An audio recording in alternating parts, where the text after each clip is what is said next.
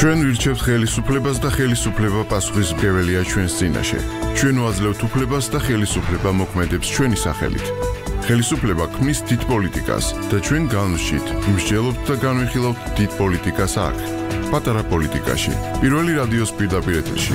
ყოველ ორ შაბათს, 4 შაბათს და პარასკევს, 17 საათსა და 15 წუთზე. მაშასე ეთერშია პატარა პოლიტიკა და ჩვენ ვსაუბრობთ პრეზიდენტობის კანდიდატებთან არჩევნებამდე დარჩენილი რამდენიმე დღის განმავლობაში და ვისმენთ მათ პოზიციებს, არა მხოლოდ საარჩევნო დაპირებებს და საარჩევნო გეგმებს, რასაკეთებენ ისინი იმ შემთხვევაში თუ კი პრეზიდენტები ხდებიან, არამედ არსებულ ვითარებასთან დაკავშირებითაც დღეს ჩვენი გადაცემის სტუმარია გირჩის პრეზიდენტობის კანდიდატი სურა ჯაფარიძე, მოგესალმებით. მოგესალმებით. დიდი მადლობა გადაცემაში მონაწილეობისთვის და პირველი ვიდრე გადავალთ უშუალოდ ვითარების შეფასებაზე ყველა კანდიდატთან მაინც ამით ვიწყებთ თქვენთან დავიწყებთ მიიღეთ თუ არა მილიონი ქართუდან არა სამწუხაროდ არა ამ ჩემი კოორდინატები დაიტოვეს და მითხეს რომ შემოხმიანებოდნენ თუმცა მას მე არავინ არ შემოხმიანებია ანუ არც ჰქონდა ცხადე ხა რეალურად მოლოდინი რომ მილიონს მაჩუქებდნენ იმიტომ რომ ჩუქება გამოვიდოდა ეს მაგრამ ნუ მაინც საინტერესო პასუხსაც გამცემდნენ და როგორც ჩანს ესე მომიცილეს თავიდან რომ შემპირდნენ რომ გაარკვევდნენ და შემოეხმიანებოდნენ და შემდეგ მოიკითხეთ თქვათ რომ საინტერესო რომ არგუმენტს რას დაასახელებენ მე არ მომიკითხია მაგრამ ვიღაც მე მგონი ჩვენთან ოფისთან ვიღაცამ დაარეკა საკეთო განყოფილებაში და მე მგონი პასუხი ისევ არ მიცეს კონკრეტული ანუ არ იცია ჯერ ხო მე მგონი ჯერ კიდე განხილვის სტადიაში რომ დამთავრდება არჩევნები 29-ში მეტყვიან პასუხს რომ 29-ში რომ მოგცემ 29-ში რომ მომცემ გამოვართ ამიტომ ეგ ისეთი მილიონი რომელსაც არანაირი გარანტია არ არის და გამოვიყენებ 2020 არჩევნებისთვის. ხვალინდელი აქცია კიდევ მნიშვნელოვანი, თქვენი ხვალინდელი აქცია. ხელისუფლებამ უკვე გააკეთა განმარტება იყო რამდენიმე დღის წინ თუ არ ვცდები. ფაქტობრივად დაახლოებით 1 კვირის წინ შინაგან საქმეთა სამინისტროს განცხადება, რომ ისინი არ დაუშვებენ და იმოქმედებენ კანონის შესაბამისად. კი, ეგრე გაფრთხილება იყო შინაგან საქმეთა სამინისტროს კრიმინალური დეპარტამენტის უფროსმა ჩაატარა თუ სწორად მახსოვს ბრიფინგი, სადაც ერთის მხრივ გაგვაფრთხილეს, რომ რაღაცა უკანონო იქ არაფერი არ ჩაიდინოთ და მეორეს მხრივ გვითხრეს, რომ სისხლის სამართლის საქმე აქვს აღძრული, ანუ გამოძიება აქვს დაწყებული ამ საქმეზე. ამის შემდეგ მე საჯაროდ მიმართე შინაგან საქმეთა მინისტრს და თხოვე შეხვედრა, საჯარო დისკუსია ნებისმიერ ეთერში, ნებისმიერ დღეს, ნებისმიერ დროს, რო გვესაუბრა იმაზე თუ რის გაკეთებას აპირებს შინაგან საქმეთა სამინისტრო ხვალ მათ შორის ვაპირებდი მომეყოლა მე რის გაკეთებას ვაპირებ და რატო ვაპირებ ამ რაღაცების გაკეთებას. პასუხი არ გაუცეთ, შემდეგ მე საჯაროდ გამოვიწვი ასევე დისკუსიაში მინისტრები, სათითაოდ დავტაგეთ Facebook-ზე და ვთხოვე ნებისმიერ მათგანს, ნებისმიერ დროს, ნებისმიერ საათზე, ნებისმიერ ეთერში, ასევე რომ ესაუბრა და აეხსნათ მათი პოზიცია და მე ვეცდებოდი ამეხსნა ჩემი პოზიცია. მათგანაც არ იყო პასუხი, ბოლოს მიმართე კრიმპოლის უფროს და ნუ ან თვითონ რომ მოსულიყო და ესაუბრო, ან თუ არა და ხო თქვეს რომ გამოძიება დავიწყეთ და ბოლოს მიმართე რომ გამოძიებელს მაინც ხომ და რაღაცას ხო იძიებენ და თუ გამოძიება დაწყებულა და საქმე აქვს დაზრული, ჩემთან არავინ არ მოსულა და რას იძიებენ, უჩემოდ გაუგებარია, ხო? და შევთავაზე რომ საჯაროდ გამოძიებელი მაინც შემხედოდა და იმასთან მაინც მესაუბრა რა უნდათ ჩვენგან და მე რა მინდა ხვალინდელი დღისგან, მაგრამ ამაზეც პასუხი არ ყოფილა. ანუ არ ვიცი რა რეაქცია იქნება საბოლოო ჯამში ხვალ შინაგან საქმეთა სამინისტროს, თუმცა ჩვენ ვაპირებთ რომ ფესტივალი ჩავატაროთ, გვინდა რომ ისეთი მხიარული, ლაღი, ისეთი ხალისიანი დღე იყოს ყველა იმ ადამიანისთვის, ვინც მიიღეს მონაწილეობას ამ ფესტივალში. როგორც გავიგეთ წინას გაკეთებული კომენტარებიდან, ამ ფესტივალზე იქნება მოწევად შეეძლებათ ადამიანებს და დაახლოებით იქნება იმ ტიპის აქცია, როგორც ხდება დასავლეთში, ცივილიზებულ სამყაროში, სადაც რაღაც კონკრეტულ ადგილებზე არის შესაძლებელი კოფიშოპების მსგავსი, ხო და კი, ჩვენ არ გვაქვს თვითონ აქციის დროს მსგავსი არაფერი დაგეგმილი, ჩვენ რაც გვაქვს დაგეგმილი არის ჩვეულებრივი ბაზრობის მაგვარი მოწყობა, სადაც დღეს არსებული უკვე ბიზნესები, რომლებიც არიან დაკავშირებული კანაფთან და კანაფის კულტურასთან, ისინი მოვლენ საკუთარ სტენდებს დადგავენ და გაყიდიან საკუთარ პროდუქციას, ეს შეიძლება იყოს ეგრეთ წოდებული ფაიფები, ბონგები, მათ შორის სხვადასხვა თესლები. ჩვენ არ გვაქვს ეგეთი რამე არაფერი დაგეგმილი, ჩვენ რაც გვაქვს დაგეგმილი არის უბრალოდ ესეთი ბაზრობა იქნება, უბრალოდ მე მაქვს პირადად როგორც საპრეზიდენტო კანდიდატს დაგეგმილი ერთგვარი სამოქალაქო დამორჩილების აქტი და ესეც საჯაროდ მაქვს გაცხადებული, ოღონდ ეს აქტი ამ შემთხვევაში არ იქნება ჩემი აზრით, ჩემი გადმოსახედიდან ეს არ არის კანონდარღვევა, იმიტომ რომ მე ვთვლი რომ საქართველოს საკონსტიტუციო სასამართლომ განმარტება საქართველოს კონსტიტუციის გააკეთა ისე, რომ მე მაქვს ამ რაღაცების გაკეთების უფლება. ეს გაკეთებასაც ვაპირებ და ვაპირებ, რომ de facto მოხდეს ლეგალიზება ეგრეთ წოდებული კოფიშოპების და დათესვის იგივე კულტივაციის კანაფის, იმიტომ რომ ამის გამო ამ ქვეყანაში უამრავი ადამიანი დღემდე არის გამწარებული და პლუს თუ იმ კანონს მიიღებენ, რომელიც შინაგან საქმეთა სამინისტრომ შეიტანა საქართველოს პარლამენტში და უბრალოდ განხილვა გადადეს არჩევნების დასრულებამდე, იმიტომ არ უნდათ რომ ეხა უარყოფითი ემოციები გამოიწვიონ ხალხში და ელოდებიან არჩევნების დამთავრებას. იმ კანონს თუ მიიღებენ, ეს ნიშნავს, რომ უბრალოდ ადამიანებზე ამ ქვეყანაში დაიწყება ჩვეულებრივი ნადირობა პოლიციის მხრიდან და ადამიანებს დააჯარიმებენ 500-დან 2,000-2500 ლარამდე ჯარიმებით მასიურად. გასაგებია რომ ციხეში აღარ ჩასვამენ, მაგრამ ციხე არ არის ერთადერთი სასჯელი, 2,000 ლარიანი და 2,500 ლარიანი ჯარიმებით ადამიანებს შეიძლება ცხოვრება დაუნგრიო მარტივად ამ ღარიბ და გაჭირვებულ ქვეყანაში. ხო, ამიტომ ამ აქციის ერთ-ერთი მიზანი მათ შორის ეს არის, რომ ამ კანონპროექტის მიღება შეჩერდეს და თუ რაღაც რეგულაციების შემოღებას აპირებს შინაგან საქმეთა სამინისტრო ზოგადად მთავრობა, ის იყოს საღიაზრის ფარგლებში და ადამიანებს გაანებონ თავი, რომლებიც საკუთარი ქმედებით არავის სხვა ზიანს არ აყენებენ. რამდენად ელოდებით, რომ პრეზიდენტობის კანდიდატი დაგიჭირონ ხოლ? პრინციპში ესეთი უპრეცედენტო იცით რა არის, ამაზე მართლა გულწრფელად მიფიქრია ხა, მეც რაც ჩვეულებრივი ადამიანი ვარ და რაც ჩვეულებრივად ცხოვრობ და შვილები მყავს და არანაირი გულწრფელი ვიყო, არანაირი სურვილი არ მაქვს, რომ ციხეში ჩამსვან. ოღონდ არის რაღაცები, რისთვისაც მე ვიბრძვი და რის ბრძოლაზეც დავხარჯე ძალიან ბევრი წლები და კონკრეტულად ხა ამ შემთხვევაში ეს არის ბრძოლა თავისუფლებისთვის, უბრალოდ ეს თავისუფლების ხაზი გადის კანაფზე და კონკრეტულად კანაფის ლეგალიზაციისთვის მე ვიბრძვი ამ ქვეყანაში 10 წელზე მეტია. და ეხლა მათ შორის როცა მეგონა და ჩავთვალე რომ მოვიგე ეს ბრძოლა და მივიღე სასამართლოს გადაწყვეტება, რომელიც დამეთანხმა, რომ ეს არის ადამიანის თავისუფალი განვითარების უფლება, თუ მე ჩემი ქმედებით სხვა ადამიანებს ზიანს არ ვაყენებ, მე შემიძლია მოვიხმარო კანაფი და მათ შორის უნდა მქონდეს კანაფის ლეგალური მოპოვების გზები. ეხლა უცებ მთავრობა მეუბნება, რომ არაო, წინამდეში საკონსტიტუციო სასამართლომ ეგ კი არ თქვაო, რაც გონია რომ თქვაო და რაც ღია ტექსტით ილაპარაკეს მოსამართლებამ და მათ შორის წერილობითი სახითაც არსებობს გადაწყვეტილებაში. არამედ აი ეს თქვაო და მეუბნებიან, რომ წინამდეში რაღაც მე მარტო უფლება მექნება, რომ რაღაც კანაფი მოვიხმარო სადღაც შეყუჟული ჩემთან სახლში ერთ ოთახში და არანაირი ლეგალური მოპოვების გზები არ იქნება და თუ რაღაცას ვეცდები რომ ჩემთვის გავზარდო ან სადღაც შევიძინო, ამის გამო შეიძლება 2,000 ლარიანი ჯარიმები გადამახდენოს. საქართველოში არის 100,000 ადამიანი, რომელიც ესე ცხოვრობს ჩვეულებრივად და შეუძლებელია რომ სახელმწიფომ ეს ადამიანები ესე გაჭყლიტოს ჩემი აზრით. ანუ ჩემთვის მნიშვნელოვანი ბრძოლა არის საბოლოო ჯამში, მგონია რომ ეს გამარჯვება, რომელიც ხვალ უნდა გაფორმდეს, იქნება მნიშვნელოვანი გამარჯვება თავისუფლების ბრძოლაში. ანუ მივდივარ ამ რისკზე. რას იზავენ, მართლა არ ვიცი, ყველანაირი ვერსია ცხადე ხა თავში მიტრიალებს. ფიქრობ რომ ძალიან რთული უნდა იყოს ზოგადად საპრეზიდენტო კანდიდატის დაპატიმრება არჩევნებამდე ერთი კვირით ადრე. თუმცა მეორეს მხრივ ის ქაოსი რაც ახლა ქვეყანაში არის, მათ შორის ეს რაღაცა ჩანაწერების გამოქვეყნება და ეს რაღაცა ბინძური ომი ერთმანეთის წინააღმდეგ სხვა ხელისუფლებასა და სხვა პარტიებს შორის და ტალახის სროლა და ნუ რაღაც ეს რეალობა რაც არის. ხო, არ ვიცი, შეიძლება აპირიქით აწყობდეთ ჩემი დაპატიმრება, რომ ჩემი დაპატიმრების ამბავმა გადაფაროს მთელი ეს რაღაცა ნაგავი, რომელიც ამოტივტივდა ზედაპირზე. ამიტომ მართლა არ ვიცი რა გადაწყვეტებას მიიღებენ და იქიდან გამომდინარე, რომ საერთოდ არ მესმის გადაწყვეტების მიღების პროცესი როგორია ამ ხელისუფლებაში, ვერც კი ხვდები რა შეიძლება მოხდეს. ანუ ვინ წყვეტს ამას, ივანიშვილი წყვეტს, გახარია წყვეტს, გახარიას რომელიღაცა მოადგილე წყვეტს, სადმე ვიღაცები იკრიბებიან და ერთად წყვეტენ. წარმოდგენა არ მაქვს არც მე და არც არავის.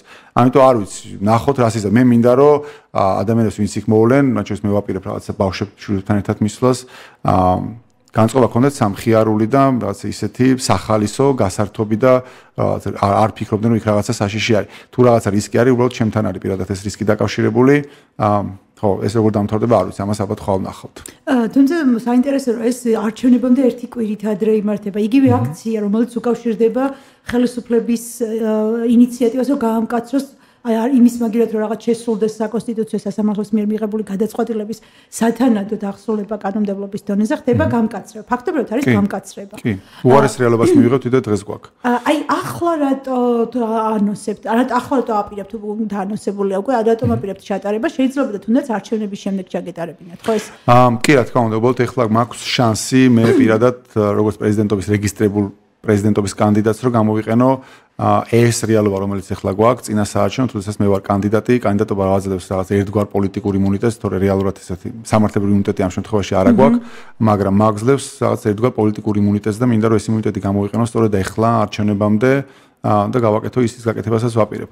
ანუ დაახლოებით რომ წარმოიდგინოთ 2016 წლის ახალ წლის ღამეს ჩვენ მაშინ ჩავიდნენ ასევე სამოქალაქო დამორჩევის აქტი და მაშინ კანაფი დავთესეთ და მაშინ გათვლა იყო ესეთი რომ თელ პარტიას ვერ დაგვაპატიმრებდნენ და მაშინ 84 ადამიანმა დათესა და პრინციპში სწორად გავთვალეთ რომ თუ ჩვენ ვართ ქვეყანა, რომელსაც პრეტენზია აქვს რაღაც დემოკრატიაზე და განვითარებაზე და ევროკავშირისკენ მივდივართ და რაღაც დასავლურ ცივილიზაციას უყურებთ, შეუძლებელია კანაფის დათესვის მთელი პარტია დაიჭირო, ხო? ანუ შეუძლებელი ჩავთვალოთ, რომ შეუძლებელი იქნებოდა. თუმცა რისკი მაშინაც იყო და გვემუქრებოდა ჯგუფურად ორგანიზებულად ამის გაკეთება, მაშინ ისჯებოდა 7-დან 20 წლამდე პატიმრობით და სხვა სასჯელს არც ითვალისწინებდა. და მაშინ ხელისუფლებას მოუწია რაღაცა გამოსავლის მოძიება და რაღაც გადააკვალიფიცირეს, ესო თითქოს იქ არ იყო ტეტრაჰიდროკანაბინოლის შემცველობაო, რაც კანონში საერთოდ არ წერია მსგავსი რაღაცა, გადაახურეს სისხლის სამართლის საქმე, აღწერეს ადმინისტრაციული საქმე და მარტო მე რატომღაც დამაჯარიმეს 500 ლარი, თორსა 94 ადამიანს ზუსტად იგივე გააკეთა ჩემთან ერთად.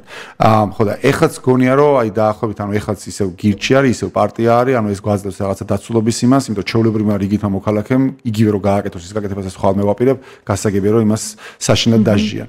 ხო და ანუ მათ შორის ამას დაემატა ის რომ საპრეზიდენტო კანდიდატი ვარ და ეს კიდე დამატებით რაღაცა დაცვას მაძლევს ოღონ პოლიტიკურს და არა სამართლებრივს და ამ სიტუაციის გამოყენება მინდა რომ უბრალოდ ეს ბრძოლა იქნებ მოვიგოთ და იქნებ რა მე მჯერა რომ მოვიგებთ საბოლოო ჯამში ამ ბრძოლას როგორც არ უნდა დასრულდეს ეს ყველაფერი. მათ შორის ანუ ბევრი რამე იქნება დამოკიდებული, მაგრამ გულწრფელი რო იყო ბოლომდე იმაზე თუ რამდენი ადამიანი მოვა. და მე იმედი მაქვს რომ ბევრი ადამიანი მოვა, რომ ეს საკითხი და ეს თემა ამ ქვეყანაში ძალიან ბევრი ადამიანს აწუხებს და თუ მართლა აწუხებთ და გულწრფელად აწუხებთ, არ შეიძლება ეს ხალხი მუდმივად იმალებოდნენ და მუდმივად არ ვიცი რაღაცა შეყუჟულები იყვნენ და პოლიციელები მათ დასდევდნენ სადღაც და სათითაოდ იჭერდნენ და მერე ჯიდნენ ციხრებით თუ ჯარიმებით თუ მსგავსი რაღაცებით. ხო, თუ ბევრი ადამიანი იქნება, მათ შორის ეს იქნება ძალიან კონკრეტული გზავნილი ხელისუფლებისთვისაც ცხადია, მაგრამ პირველ რიგში ჩემი აზრით საზოგადოების იმ ნაწილისთვის, რომელმაც დღემდე ვერ გაიაზრა, რას ვითხოვთ ჩვენ. ანუ ამ ხალხმა უნდა და მათ შორის საპატრიარქოს ჩათვლით და ყველა იმ კონსერვატორმა ჯგუფებმა, რომელიც ამ ქვეყანაში არის, უნდა გაიაზრონ, რომ ამ ქვეყანაში ცხოვრობს დიდი რაოდენობით ადამიანები, რომელსაც უბრალოდ უნდათ, რომ ესე იცხოვრონ. არაფერს არ ამტკიცებენ, რომ ეს ცხოვრება ესე კარგია, მისთვის ჯანმრთელობისთვის, ან იმის რამე, არაფერს ეგეც არ ამტკიცებენ. უბრალოდ უნდათ, რომ ესე იცხოვრონ, როგორც სხვა ადამიანები ამ ქვეყანაში ცხოვრობენ და არ ვიცი, მოიხმარენ ალკოჰოლს, ან ნიკოტინს, ან კოფეინს, რაც ყველა ასევე ნარკოტიკია. და შეუძლებელია უბრალოდ, რომ ამ ქვეყანაში, არ ვიცი, 1000 და 100.000 ადამიანს პოლიცია დასჯევდეს და დაძდევდეს და აჯარიმებდეს და თავში ურტყავდეს. როგორც არ უნდა მოწონდეთ მათი ცხოვრების სტილი იმ სხვა უმრავლესობას. და თუ ბევრი ხალხი იქნება, მგონია რომ ეს გზავნილი გასაგები იქნება, ყველა მიხვდება, რომ ღარიბ ქვეყანაში, როგორც არის საქართველოს, სადაც პოლიციას აქვს ძალიან მწირი რესურსები, შეუძლებელია რაციონალურად ადამიანები ფიქრობდნენ, რომ პოლიციამ დრო უნდა ხარჯოს ამდენი ადამიანის დევნაზე და მათ დაჯარიმებაზე, როცა ისინი არავის სხვა ზიანს არ აყენებენ, მაშინ როდესაც მართლა რაღაცა მოძალადეები და მკვლელები და ყაჩაღები და ისინი არიან გარეთ და კრიმინალი არის რაღაცა დათარეშობს ესე ვთქვათ, როგორც უყვართ ხოლმე ამ ფრაზის გამოყენება. ანუ ჩვენს გარემო ახალგაზრდებში განსაკუთრებით მარიხუანის მოხმარებასთან დაკავშირებით ბრძოლა რაღაცა ასოცირდა თავისუფლების ბრძოლასთან. ეს გქონდათ ჩაფიქრებული თუ უბრალოდ მოხდა ისე რომ რეალურად საქართველოში მარიხუანის მოხმარება გახდა თავისუფლების სიმბოლო? ბუნებრივად მოხდა ეს ასე, თუმცა საქართველო არ არის პირველი ქვეყანა, ანუ კანაფის ლეგალიზაციის ბრძოლა თავისუფლების ბრძოლასთან ასოცირდებოდა სხვა ქვეყნებშიც, როცა იგივე ტიპის ბრძოლები იქაც იმართებოდა. ჩვენაზე გქონდა თავიდან. ხო, არის რაღაცა სფეროები, სადაც მართლა კიდევ შეიძლება და ესე გამოიყენო იმისთვის, რომ იბრძოლო კონკრეტული საკითხისთვის და გახდეს თავისუფლების სიმბოლო. კი, ანუ ჩვენ ხო, ანუ ჩვენ გვაქვს ბევრი საკითხები, როდესაც დავიწყეთ გირჩი იქონდა ბევრი საკითხების ფართო ჩამონათვალი, რომელზეც ჩვენ საუბრობთ, მაგალითად საუბრობდით თავისუფალ სავალუტო რეჟიმზე, რომელიც ასევე თავისუფლებისთვის ბრძოლა არის. ჩვენ ვფიქრობთ, რომ ეს არის ადამიანის თავისუფლების შეზღუდვა, როდესაც სახელმწიფო ადამიანებს ავალდებულებს, რომ გინდათ თუ არა გამოიყენე ეს ვალუტა, როგორც არის მაგალითად ლარი. მიუხედავად იმისა, რომ წლების განმავლობაში ლარს დედა აღარ აყავს, ეხლა ამ წუთშიც უფასურდება, როდესაც ჩვენ ლაპარაკობთ, მიუხედავად ამისა, სახელმწიფო გვაიძულებს, რომ ეს გამოიყენოს, ეს არის თავისუფლების შეზღუდვა. ჩვენ მხარს უჭერთ, რომ ადამიანს კონდეს არჩევანი აიჩიოს ის ვალუტა, რომელსაც ის უფრო ენდობა. ჩვენ ქონდა უამრავი ეკონომიკური თემები, რომელიც ყველა საბოლოო ჯამში თავისუფლების ბრძოლა იქნება, ეს გადასახადის დაკლება, მთავრობის ზომის შემცირება, თუ რეგულაციების გაუქმება, ყველა არის საბოლოო ჯამში თავისუფლების ბრძოლა. თავისუფლების ბრძოლის ნაწილი არის მათ შორის სავალდებულო სამხედრო სამსახურის გაუქმება, იმიტომ რომ ჩვენ თვითონ ეს არის მონობა, როდესაც სახელმწიფო ადამიანს აიძულებს, რომ ერთი წელი ისეთი რაღაც აკეთოს, ის იკეთებაც მას არ უნდა. და ერთ-ერთი თემა იყო ცხადია კანაფის ლეგალიზაცია. მაგრამ ბუნებრივად ისე მოხდა, რომ იმის გამო, რომ წლების განმავლობაში ამ ქვეყანაში ნარკოპოლიტიკა იყო არა ადამიანური და არა ჰუმანური და სადისტური, მე ვიტყოდი, ამან გამოიწვია ის, რომ ამ ქვეყანაში აღმოჩნდა ძალიან ბევრი ასობით ათასი ადამიანი, რომელიც გამწარებული იყო ამ ნარკოპოლიტიკის გამო და ჩვენ რომ რაღაც თემებზე ვლაპარაკობდით, ცხადია ყურადღებას ვაქცევდით, რა თემებს უფრო მეტი გამოხმაურება მოყვებოდა მოსახლეობიდან და მაგალითად აი გამოხმაურების ხრი ყველაზე ნაკლები გამოხმაურება ქონდა ამ თავისუფალ სავალუტო რეჟიმს. მიუხედავად იმისა, რომ მილიონაირად ავხსენით, რომ სინამდვილეში თქვენთვის ადამიანების არის პრობლემა, როდესაც სახელმწიფო გაიძულებს, რომ გინდათ რომ ერთი ვალუტა გამოიყენო, ადამიანებს გაგვიჭირდა ამის ახსნა და გაგებინება. მაშინ როდესაც მაგალითად კანაფის ლეგალიზაციაზე ვიწყებდით საუბარს, ან თუნდაც ჯარზე, გაცილებით მეტი გამოხმაურება ქონდა, ადამიანები ამ თემებს უფრო იტაცებდნენ, არ Facebook-ზე შეგვიძლიათ Facebook-ით თქვა კომუნიკაცია, Facebook-ზე რაღაცას რომ დავდებით, უფრო მეტი აშიარებდა, უფრო მეტი ალაიქებდა, უფრო მეტი გვიკომენტარებდა და მივხვდით, რომ ეს თემები იყო უფრო აქტუალური. ამის შემდეგ რაღაც მომენტში დავჯექით და გადავწყვიტეთ სტრატეგიულად რაღაცები რა უნდა გავაკეთებინა და ერთ-ერთი რაც მივხვდით იყო ის, რომ ზოგადად გვინდოდა ადამიანებისთვის ამ ქვეყანაში აგვეხსნა საერთოდ რას ნიშნავს თავისუფლება, იმიტომ რომ ეს თავისუფლება სიტყვის გაგება ბევრ სხვადასხვა კულტურებში სხვანაირად ესმით და საქართველოს სხვადასხვანაირად ესმით. და ამის ახსნა დავიწყეთ, რადგან კანაფი იყო ყველაზე პოპულარული თემა, კანაფის მაგალითზე და ჩვენ ვიყავით პირველები, ვინც თქვა, რომ ადამიანის სხეული არის მისი ნომერ პირველი საკუთრება და ეს არის თავისუფლების გარანტია, თავისუფლების ფუნდამენტი. ანუ შენი სხეული უნდა გეკუთვნოდეს შენ. მერე შეიძლება შენ გეკუთვნოდეს ამ სხეულით, რასაც გააკეთებ, ანუ შენი შრომის პროდუქტი და ესე შემდეგ. მაგრამ პირველი შენი სხეული და შენი ტვინი და შენი გონება შენ ხარ, ყველაფერი ეს და შენი საკუთრება 100% და არ შეიძლება ის იყოს საზოგადოების საკუთრება, ან სახელმწიფოს საკუთრება, ან მეზობლების, ან ათესავების, ან თუნდაც მშობლების, იმიტომ რომ შენ ხარ ერთადერთი, ვინც ამას ფლობ. და შესაბამისად, თუ ეს შენი საკუთრებაა, საკუთარ სხეულს ასაზგინა იმას უზამ. და მათ შორის კანაფი უბრალოდ კარგი მაგალითი გამოდგა. ასახსენავ თქვით რომ მათ შორის თუ შენ გინდა რომ კანაფი მოწიო, ან არ ვიცი რაღაცა შეჭამო, ნებისმიერ რაღაცა, შენ საკუთარ ორგანიზმში რაღაცა შეუშვა, თუნდაც მათ შორის იმ შემთხვევაში თუ შენ საკუთარ სხეულს აზიანებ, ეს არის შენი უფლება, შენი თავისუფლების ნაწილია, რომ მათ შორის დაუშვა შეცდომა და საკუთარ სხეულს რაც გინდა ისუქნა, იმიტომ რომ შენი საკუთრებაა. და უბრალოდ ამაზე დავაგეთ შემდეგ მთელი ეს ახსნა განმარტება და ისე ბუნებრივად მოხდა, რომ ადამიანებმა ეს უფრო გაიგეს, იმიტომ რომ კანაფის თემა აინტერესებდა, შეიძლება საერთოდ არ ესმოდათ თავისუფლების იდეა რა იყო, უბრალოდ იმის გამო რომ გამწარებული იყო ყურადღებას გვაქცევდნენ, მაგრამ ლოგიკურად რომ აუხსენით, რომ ეს ამის გამო არის შენი უფლება და ამის გამო არ აქვს პოლიციას, რომ შენ ამის გამო დაგსაჯოს და ციხეში გაგისვას და დაგაჯარიმოს, ზოგადად სახელმწიფოს არ აქვს უფლება ჩაერიოს, ეს გაიგო ძალიან ბევრმა ადამიანმა და მე ბუნებრივად მოვედით რაღაც ამ დღევანდელ რეალობამდე, როდესაც უამრავი ადამიანი იყოს გარშემო, რომელიც ამ თემით არის დაინტერესებული და ცხადია მათთან მუდმივი კომუნიკაცია გვაქვს, მათ შორის Facebook-ის საშუალებით და მე დიდი იმედი მაქვს, რომ აი ხვალინდელ აქციაზე ეს ხალხი, ვინც ეს ყველაფერი გაიაზრა და ვისაც მართლა ესმის, რომ ეს არის საბოლოო ჯამში თავისუფლებისთვის ბრძოლა და თუ ამ ბრძოლას მოვიგებთ თავისუფლებისთვის, მე სხვა ბრძოლების მოგება გაცილებით მარტივი იქნება ამ ქვეყანაში, აი ეს ხალხი ხვალ იმედი მაქვს, რომ მოვლენ ამ აქციაზე. ეთერში ახლა რეკლამის დროა, ჩვენ რეკლამის შემდეგ ძალიან მალე დავბრუნდებით და გავაგრძელებთ უკვე საარჩევნო საპრეზიდენტო არჩევნებისთვის თქვენს გეგმებზე საუბარს. პირველი რადიო წარმოგიდგენთ გადაცემას პატარა პოლიტიკა. ჩვენ დავბრუნდით ეთერში და ვსაუბრობთ გირჩის პრეზიდენტობის კანდიდატთან ზურაბ ჯაფარიძესთან ერთად. ახლა უშუალოდ დავიწყებთ საუბარს მის საპრეზიდენტო გეგმებთან დაკავშირებით. ალბათ ყველგან დღე ამ არჩევნების წინ ყველგან ამას გეკითხებიან ხო? რატომ უნდა აგირჩიოთ თქვენ? რა არის თქვენი მთავარი განმასხვავებელი ნიშანი, რითაც სხვებისგან განსხვავდებით, უპირატესობა, რაც როგორც გინდათ ასე დავარქვათ და რას გააკეთებთ იმ შემთხვევაში, თუ კი იქნებით პრეზიდენტი?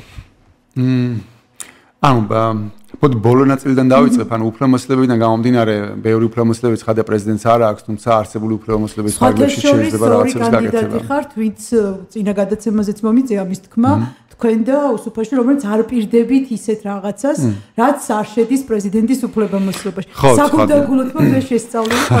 ამიტომ თქვენ ორნი ხართ, ვინც ასე გამოირჩევით. უფლებამოსილების ფარგლებში ცხადია რაღაცების გაკეთება შესაძლებელია, მათ შორის ვეტოების გამოყენება და ომი ამ ვეტოებით, მათ შორის მე დაპირება მაქვს პარლამენტში მე თვითონ დავიცამ ვეტოებს და ვეტოს დავადებ ყველა კანონს, რომელიც იქნება ადამიანის თავისუფლების შეზღუდვისკენ მიმართული, ისე როგორც შეწყალების უფლების გამოყენებაზე მაქვს დაპირება, რომ ყველა იმ ადამიანს შევიწყალებ, რომელიც რაღაც საპატიმრო სასჯელს იხდის ან რომლის უფლებები შეზღუდულია, ისეთი ქმედებისთვის, რომელიც ჩემი დაპირება არის ეგეთი, რომ მე არ შევიწყალებ არავის, ვისაც უმტკიცდება, რომ მას ძალადობრივი დანაშაული აქვს ჩადენილი. ანუ სააკაშიძე ბევრი საქმეები არის და ჩემი ეს ნაწილი საქმეები სრული სისულელე არის.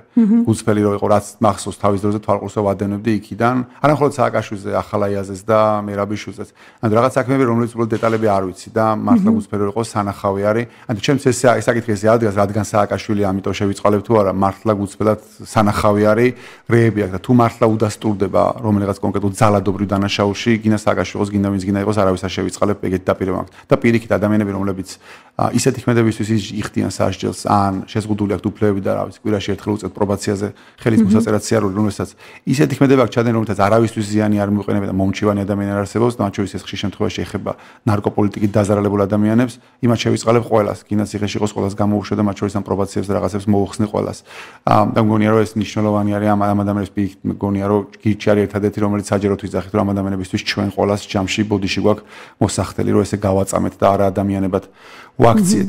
ხო, მაგრამ ჩემი დაპირება მთავარი მაინც არ არის, მე შემიძლია ცხადია ჩამოვყვე საპრეზიდენტო უფლებამოსილებებს, რაც დარჩა კონსტიტუციით და თითოეულ მათგანზე თქვა ის გაკეთებას ვაპირებ, მაგრამ არ მგონია მართლა გუწყვეტი რომ იყო ეს მნიშვნელოვანი. გიჩის შემთხვევაში და ანუ თუ არჩევანს გააკეთებს ვინმე გიჩზე და ჩემზე, ესეთი ხალხი უნდა იყოს ის ხალხი, ვისაც წინასწარ რა გააზრებული ჩვენ რა გვინდა და რას ვაკეთებთ და უნდა ესმოდეს რომ ჩვენთვის საბოლოო ჯამში ეს საპრეზიდენტო ტრიბუნა და ეს ლეგიტიმაცია მაღალი საკმაოდ პრეზიდენტის რომ პირდაპირ იქნება არჩეული ეს უბრალოდ გჭირდება იმ ბრძოლის გასაგრძელებლად რასაც აქამდე ვაკეთებდით. ანუ მე რა ვიცი სადღაც თქვი და ეხლა თქვენთან გავიმეორებ მე მგონი მეორედ არჩევმა თუ ადამიანები ფიქრობენ რომ მათ უნდა აირჩიონ ახლა პრეზიდენტი რომელიც შეასრულებს რაღაცა დამბალანსებელ როლს და იქნება მომრიგებელი მოსამართლე სხვადასხვა ხელისუფლების შტოებს შორის და აი თუ კრიზისი შეიქმნა ის რაღაცა ფუნქცია შეასრულებს კრიზისი განმუხტოს და მსგავსი რაღაცეები ხო მაგ შემთხვევაში გიჩის არჩევას აზრი არ აქვს და ანუ ეგ მაშინ უნდა არჩიოთ არსებული რომ რაღაცა კანდიდატებიდან იმიტომ რომ მე მაგისთვის არ მაინტერესებს საპრეზიდენტო თანამდებობა ხო თუ ფიქრობთ რომ ამ ქვეყანაში ბევრი რაღაცები არასწორად არის და გჭირდებათ ვიღაცა ვინც ბევრს იჩხუბებს და იყვირებს და იხმალავებს და შეაწუხებს და დისკომფორტ შეუქმნის ხელისუფლების ყველა შტოს მაშინ უნდა აირჩიოთ გირჩი იმიტომ რომ მე სინამდვილეში არჩევა მინდა მაგისთვის რომ ეხლა რასაც ვაკეთებ და მგონია რომ ეხლა დიდ დისკომფორტს უქმნი ხელისუფლების სხვადასხვა შტოს და ბევრ რაღაცებს გონია რომ ეხლაც მივახციეთ პრეზიდენტ არჩევის შემთხვევაში გაცდებით მეტი შესაძლოა მექნება უბრალოდ იმ მარტივ მიზეზიდან გამომდინარე რომ პოლიტიკური თანამდებობა არის ძალიან მაღალი საბოლოო ჯამში სახელმწიფო მეთაურია და ნუ სიტყვის ზალა გაცდებით მეტი წონა ექნება მაშინ ვიდრე აქვს ეხლა ხო ამიტომ თუ ფიქრობთ რომ ქვეყანაში ბევრი რაღაცები ცუდად არის და გჯერათ მაგის და ფიქრობთ რომ რაღაცები არის შესანჯღრევი და ამ ჭაობში ვიღაცამ ხელი უნდა ამოურიოს და აანჯღრიოს და მე რაღაც შედარებით უკეთესად დალაგდეს ყველაფერი ამ შემთხვევაში უნდა აირჩიოთ გირჩი თუ უბრალოდ გინდათ ადამიანი რომელიც არ ვიცი წყარად და მშვიდად იქნება დაახლოებით ისე როგორც მარგოლაშვილმა გაატარა ბოლო 5 წელი ისე რა გააკეთა არავინ არ იცის და 10 წლის მერე უკარო მოტრიალდება და რო იკითხავენ რომ რაქნა მარგოლაშვილმა ვერავინ ვერაფერს ვერ დაასახელებს კონკრეტულს ერთი ორი ვეტო ახსოვს მარტო ხალხს მაშინ უნდა აირჩიოთ ნებისმიერი სხვა. თუ გინდათ ომი აირჩიეთ გირჩი, ეს არის ჩემი დაპირება. საინტერესოა, ხო? თვითონ თავისთავად იქიდან გამომდინარე, რომ აბაზიბასაც კემროთ თუ რაღაც არ გინდათ, მაშინ სხვა აირჩიეთ და ასეთ რაღაცა სხვა კანდიდატებისგან არის. მე ვცდილობ რომ გუწფელი ვიყო და არ გავაჩინო მოლოდინი, ანუ მე არ მჭირდება, მე მგონია მართლა გუწფელად ვიტყვი ხა, არავის არ ვერჩი პირველად მიუხედავად იმისა, რომ ბევრი პრეტენზიები მაქვს სხვა კანდიდატებთან და მათ შორის ვიღაცებზე ძალიან გაბრაზებულიც ვარ. ვიზე ხარ გაბრაზებული? ნუ ნაციონალურ მოძრაობის კანდიდატზე გაბრაზებული ვარ მარტივ მიზეზის გამო, რომ ერთი რომ მთელი ჩემი რაღაც უკანასკნელი 10 წლის ნაომარი რაც არის თუნდაც იგივე კანაფის ლეგალიზაციასთვის რაც გამიკეთებია ყველაფერი უნდა წყალში გადაყაროს და მთელი კამპანია ააწყო იმაზე რომ თუმცა საქართველოს კანაფის რესპუბლიკად არ უნდა გადავაქცოთ რაღაცა ბოდვასრული თითქოს ახლა კანადა გადაიქცა კანაფის რესპუბლიკად 2 დღის წინ რომ ლეგალური გახდა იქ კანაფი ხო ამის გარდა პედოფილებს შეადარა გირჩის ხარდამჭერები ყველა ვისაც ეს კანაფის თემა აინტერესებს და კი გაბრაზებული ვარ ძალიან მაგრამ ამ შემთხვევაში ჩემი გაბრაზება ნაკლებად მნიშვნელოვანია მაგრამ უზოგადად გონია რომ კანდიდატების დიდ ნაწილს და მათ შორის პირველ რიგში ხელისუფლების კანდიდატს სინამდვილეში გულწრფელად არც არაფრის შეცვლა არ უნდა ამ ქვეყანაში. ან კონკრეტულად სალომე ზურაბიშვილზე მგონია რომ მას ერთადერთი რაც ამოძრავებს არის რაღაცა პატივმოყვარეობა. და მათ შორის ვაშაძეზე შემიძლია იგივე თქვა, ვაშაძე უბრალოდ შეიძლება სააკაშვილის რაღაც იმის შემსრულებელი იყოს და თუმცა რო აირჩევი მე კაც მარისის რას იზავს, მაგრამ ერთის და მეორეც არიან ორი ადამიანი, რომლებიც ერთი რუსეთის საგარეო საქმეთა სამინისტროში და მეორე საფრანგეთის საგარეო საქმეთა სამინისტროში თავის კარიერის პიკზე იყვნენ ჩვეულებრივი საშუალო ჩინოვნიკები და უბრალოდ ეხლა თავზე დაეცათ ერთსაც და მეორესაც სააკაშვილი და გახადა მინისტრები და ეხლა რაღაც ეს პატივმოყვარეობის ამბავი აქვს სალომეს განსაკუთრებით ჩემი აზრით უბრალოდ უნდა რომ რაღაც 6 წელი რაღაცა პენსიასავე წყარაჩუდად გაატაროს. აი თუ ვინმე ფიქრობს ეხლა რომ ზურაბიშვილი აირჩიოთ პრეზიდენტად და ზურაბიშვილი რაღაცები შეცვის ამ ქვეყანაში იჩხუბებს და რაღაცა სერიოზულად გულწრფელად რაღაცას გააკეთეს, მე მაგისი ამჯერა რომ ერთადერთი რაც გონია რომ აქაც უნდა უბრალოდ იყოს პრეზიდენტი და 6 წელი გაატაროს წყარაჩუდად კომფორტში იმოგზაუროს, შეხვდეს ვიღაცებს, ფოტოები გადაიღოს, აი ეგრე წარმომიდგენენ რომ მაგქალის ინტერესი ეგ არის, იმიტომ რომ არ მჯერა რომ ეხლა ამ ასაკში მაგ ადამიანს ეხლა გაუსყდა საქართველოს სიყვარულის ბუშტი და ეხლა დაინტერესდა ამ ქვეყნით და ეგეთი რაღაცების არ მჯერა, ეგეთი ტრანსფორმაციების მე არ მჯერა. ხო, მგონი რომ კანდიდატების დიდი ნაწილი სინამდვილეში მაგისტვის იბრძვის და არა იმისთვის რომ მართლა რეალურად რაღაცები შეცვლოდა. მე მგონი რომ გილჩი არის ერთადერთი პოლიტიკური ძალა ამ ქვეყანაში, ვისაც გუწფრად რაღაცები სჯერა და იმის გამო რომ ჩვენ მართლა გუწფრად რაღაცები სჯერა, ამ რაღაცებისთვის მართლა გუწფრად ვიბრძვით და სამისად თუ გვექნება საპრეზიდენტო ტრიბუნა რა ვიცი, ისეთ ამბავს მოვაწყობთ, რომ მინიმუმ გაერთობა მთელი ქვეყანა კარგად. ყოველ დღე.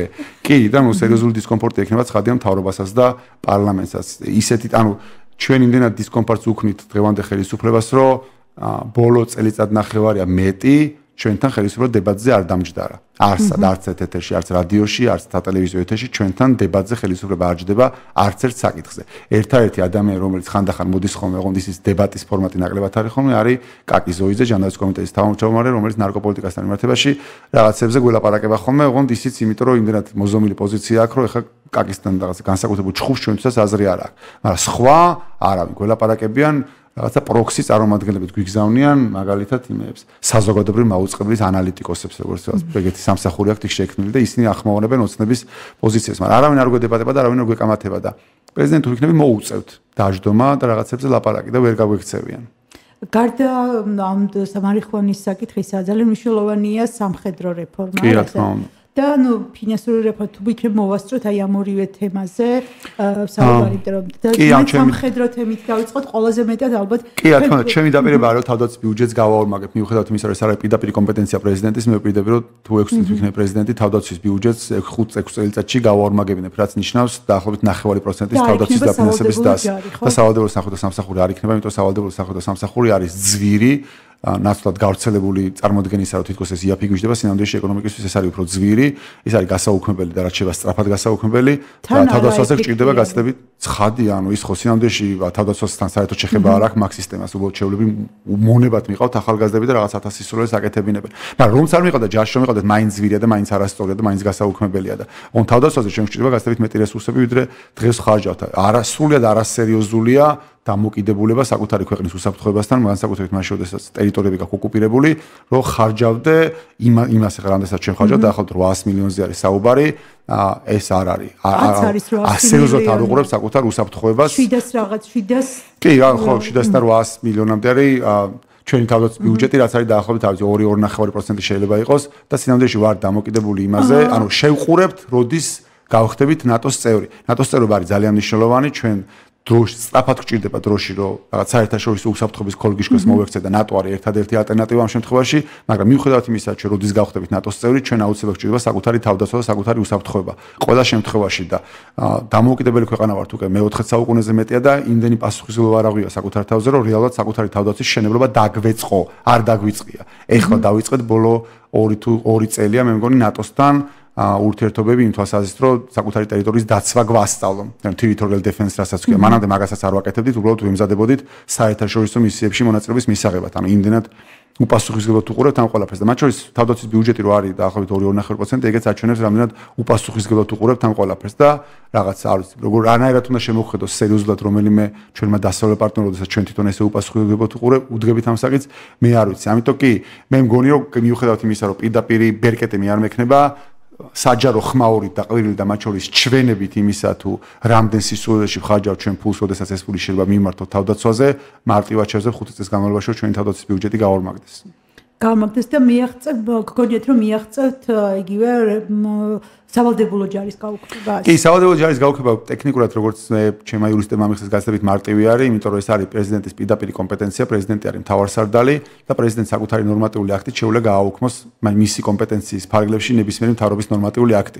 შესაბამისად, მთავრობა გაწევას ახდენს ორჯერ ბრძანებულების თუ დადგენილების გამოცემით, გაზაფხულო ზაწევა არის და საშემოდგმო გაწევა, ამ დადგენილების გაუქმება შემიძლია უბრალოდ ჩემი ნორმატიული აქტი, შემიძლია ვერავის ვერ გაიწევენ 6 წელი და 6 წელი თუ ვერავის ვერ გაიწევს, იმედი მაქვს რომ მიხვდებიან რომ გასაუქმებელია მანამდე გააუქმებენ. 6 წლის მერე არ მგონია კიდე აღადგინონ და დაიწყო. თუ არ მოხდა გაწევა, აი ეს თუ გაქვთ გათვლილი, თუ არ მოხდა გაწევა, უნდა არსებობდეს არასდროს შეიძლება ისეთი მრავალრიცხოვანი, მაგრამ რაღაცა კონტინგენტი, თუნდაც დაქირავებული კონტინგენტი, ხო, დაქირავებული. კი, ან თუ ჯარს თუ თავდაცვაში სინამდვილეში მაგ გაწეული ხალხიდან მიდის ხოლმე 1/4 და და უბრალოდ დაფინანსებას თუ გაზდი, მაგის რესურსი თავდაცვაში ექნება, რომ იმ ადამიანს ხელფასი გადაუხადონ, ჩვეულებრივ როგორც უხდიან. გაცილებით მეტი უნდა გადაუხადონ ჩემი აზრით, ვიდრე დღეს უხდიან. ანუ სინამდვილეში ჩვენ თუ გვინდა რომ მართლა გულწრფელად გვინდა რომ თავდაცვა და უსაფრთხოება ავაწყოთ, ამას ამ საკითხს უნდა შევხედოთ სერიოზულად და სერიოზულად შეხედა მათ შორის ნიშნავს იმას, რომ თავდაცვაში და უსაფრთხოებაში გვჭირდება სერიოზული ტვინები. ანუ ადამიანები, რომლებიც ბაზარზე ძალიან ძვირი ღირან. ისე კი არა რომ მეგობრებო ვიღაცას წავავლე ქეჩოში და წავიყვანე ჯარში, არა. ადამიანები, რომლებიც არიან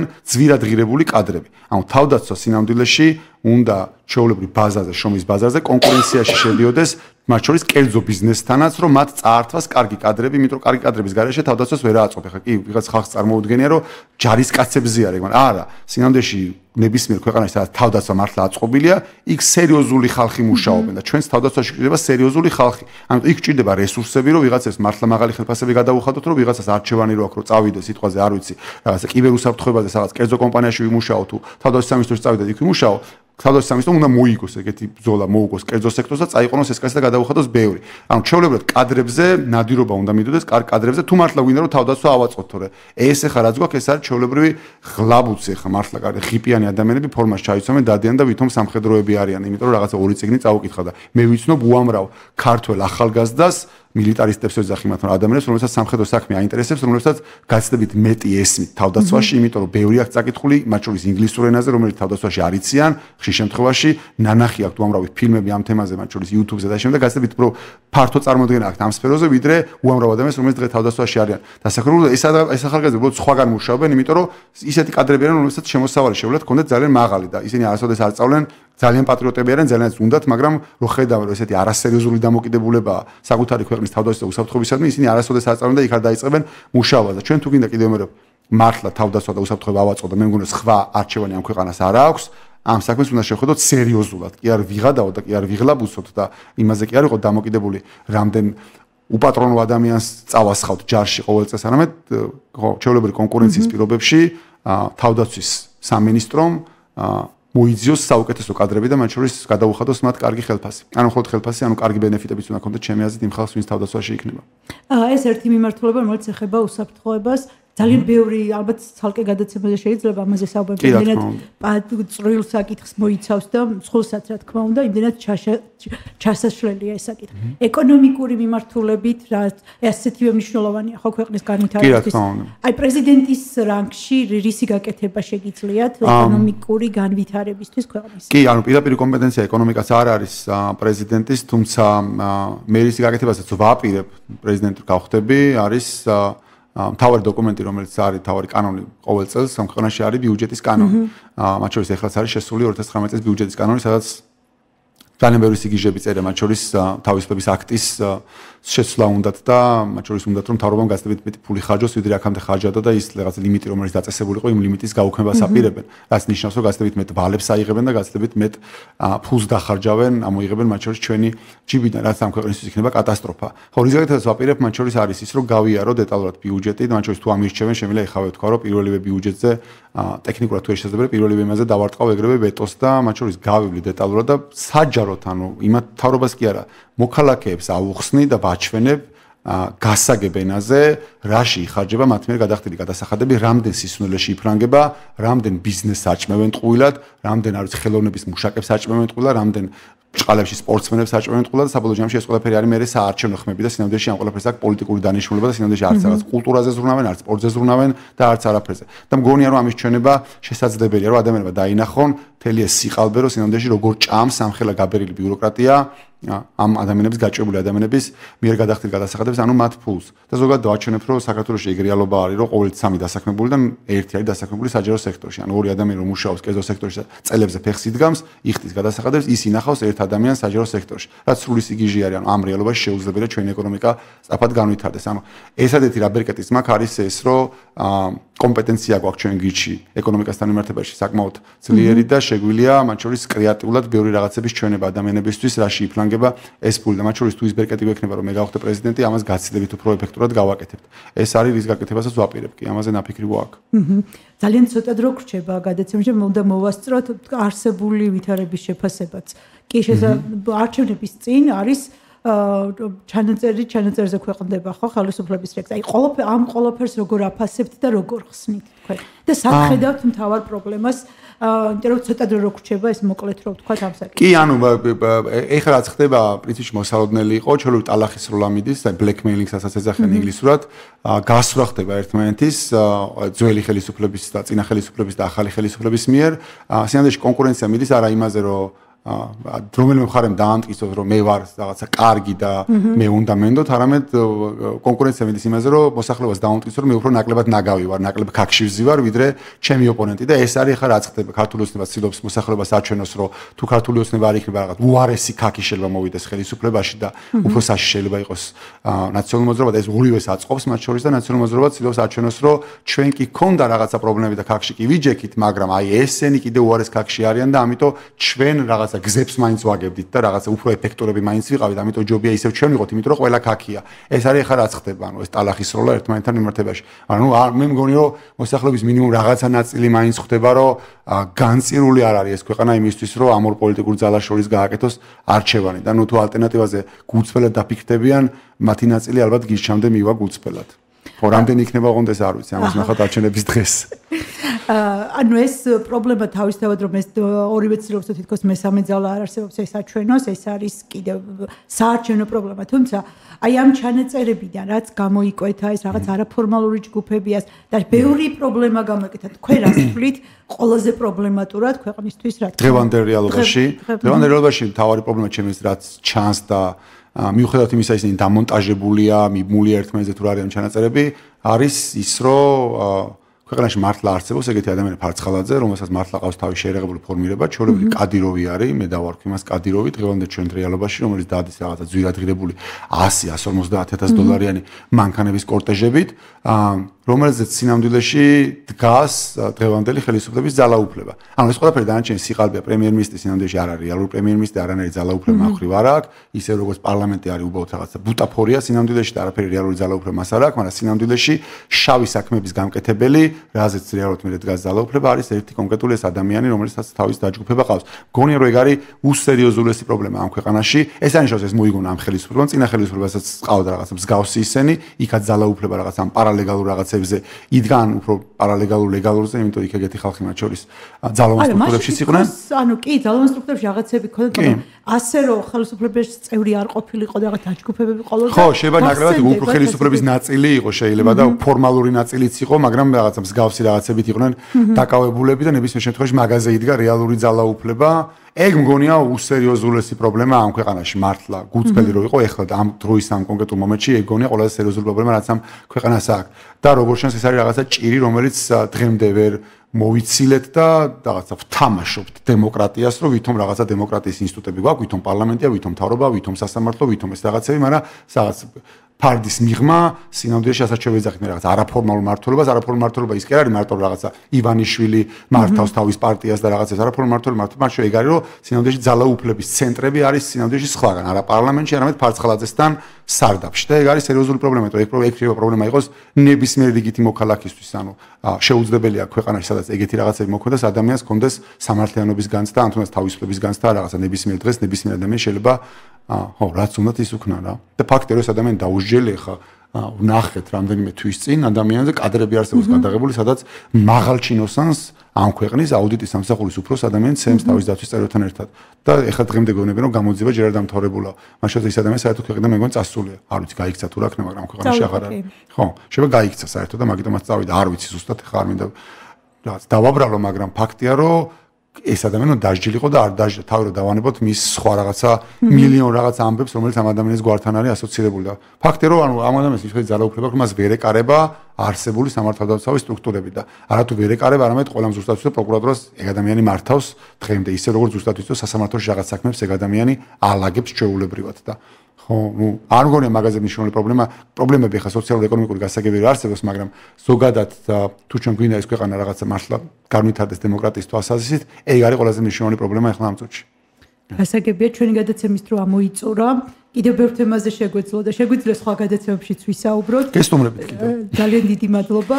მსმენელებს შევახსენებთ, რომ ჩვენი სტუმარი იყო გირჩის პრეზიდენტობის კანდიდატი სურა ჯაფარიძე. რომელთან ერთად მთელი გადაცემის განმავლობაში ვსაუბრობდით, ვინც პირდაპირ ეთერში ვერ მოგვისმინეთ, ძალიან საინტერესო საკითხებზე მის მოსაზრებები ვერ მოისმინეთ. ტრადიციულად ჩანაწერის ნახვა შეგიძლიათ პირველი რადიოს ვებგვერდზე და Facebook-ის ჩვენს გვერდზე. ნახვამდის ორშაბათს ჩვენ კვლავ შევხვდებით ერთმანეთს.